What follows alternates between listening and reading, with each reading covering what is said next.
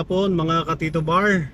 For today's video po ay tuturuan ko kayo kung paano mag-accept ng double booking sa Lalamove. Ito po, na-pick up na natin yung isang booking. Tamang-tama, makakapagsabay tayo ng isa pa nito. At ito na po, nakakuha pa tayo ng isang booking. Saktong-sakto po at talagang same location lang yung pagdadala natin.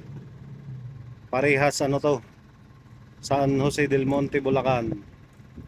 Okay, deliver na po natin. Let's go!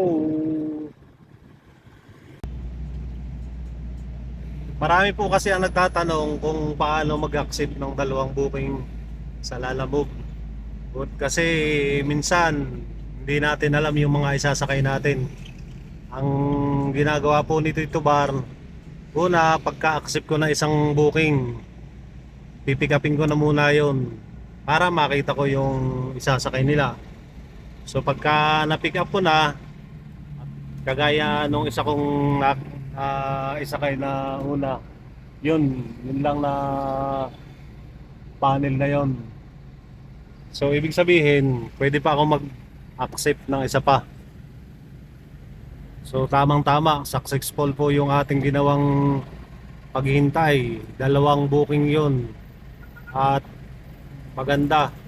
Parehas lang yung lugar na pagdadala natin. Na-deliver na po natin yung ating double booking. Ganun lamang po kadali ang pagkuha at pag-accept ng booking. At ang lagi po nating tatandaan, unang-una, kunin muna yung isang booking pag nakita yung isasakay, at kung alam natin na kasya pa, saka po tayo mag-accept ng pangalawa para hindi po nagagalit yung ating mga client pagka hindi kasya yung kanilang ikakarga.